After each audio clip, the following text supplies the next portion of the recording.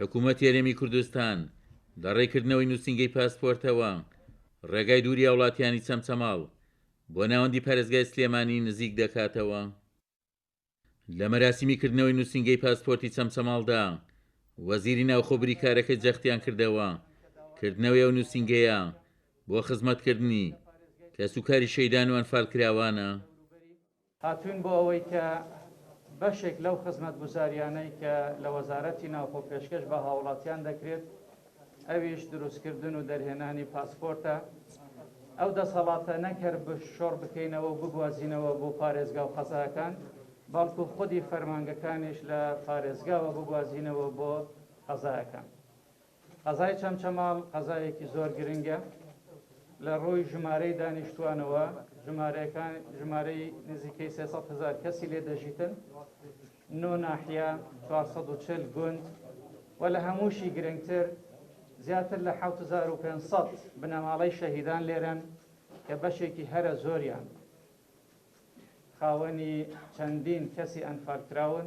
حکوومەتی هەرێم وەزارەتەکەی ئێمە خوێنی شەیدان بەرهەمی هێناوە. من و جەنابی کاگرەبەر لێرەین، من 8 شەیدم هەیە، وابزار کاگرەبەر 5 هەیە، هەروەردووکمان 13 شەیدمان هەیە. یعنی ئێمە هەڵ خوێنی لەگەڵ خەڵکی شەیدان و پاشماوەی ئەنفالەکان ئێمە بەرکەوتەی ئەوەی یاخود خاڵی هاوبەشمانەیە هاو خوێنی لەگەڵانە. ئەوە کارێکی ئەخلاقیە، ئەوە کارێکی بەرپرسانەیە. دڵنیام حکوومەتی هەرێم هەمووی لە خوارەوە تا لووتکەی دەسەڵات هەرمووی لەگەڵ ئەم بابەتە متعاتف و سۆزدارن و موازبیش ئەخلاقی ئینسانیە. دوایکردنەوەی نووسنگەی پاسپۆرت لە چەمچەماڵ دەرگایەوە فەرمانگەیە وەڵاکرا بۆ دەرێنانی پاسپۆرت بۆ وڵاتیان و یەکەم پاسپۆرتیش بۆ کە سوکاری شەیدێک دەرکرا. بابەتی کردنەوەی نووسنگەی پاسپۆرت مێژوەکەی دەگەڕێتەوە بۆ 16/8/2010 کە برای بەڕێزمان کاقوبات جێگری سەرۆکی حکوومەت یارێمی کوردستان سەردانی قەزای چەمچەماڵی کرد، گوێی لێگرتین لە داواکاری پێداویستەکان. ئەو کاتە گوتی من بەڵێنتان پێدەم کە محامی و پارێزەری کە سوکاری سەربەرزی شەیدان و ئەنفالکراوان دەبین و بەڕێز وەزارەتی ناوخۆی ئەو کاتێ ڕاستبار کارچی پێویستە بیکرێت. ئەو کاتە پێویستی بە فەرمانێکی وەزارەتی ناوخۆی حکوومەتی عێراق بوو. ئێمە هەوڵماندا لە ڕێگای کۆمەڵک کەسانی دڵسۆز و خەمخۆری ئەم سنوورە توانیمان فەرمانی وەزارەتی ناوخۆی حکوومەتی عێراق بهێنینەوە. بە سوپاسی زۆرەوە لەلایەن پاسپۆرتی سلێمانی کار ئاسانی زۆر باشکراوە، فەرمانەکان هەمووی دەرچوو. ئیتر لە مۆدووە خەڵکی ئەم شارە نایان بۆ سلێمانی هەر لێرا بن بە خاوەنی پاسپۆرت و هیچ جیاوازیشی نابێت لەگەڵ پاسپۆرتی سلێمانی یا پاسپۆرتی هەولێر یا پاسپۆرتی بەسرا.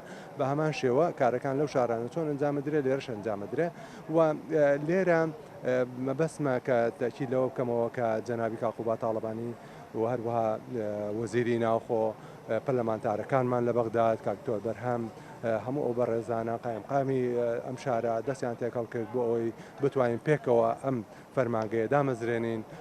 نووسنگەی پاسپۆرتی چەمچەماڵ باوڵ و کۆشی قوبات تاڵەبانی جێگری سەرۆکوەزیرانی هەرێم کراوەتەوە. بریکاری وەزارەتی ناوخۆی هەرێم بەڵێنیدا خزمەتی زیاتری دانیشتوانی چەمچەماڵ و سنوورەکە بکرێت. عومەر غەریب، کورسات نیوز، قەزای چەمچەماڵ.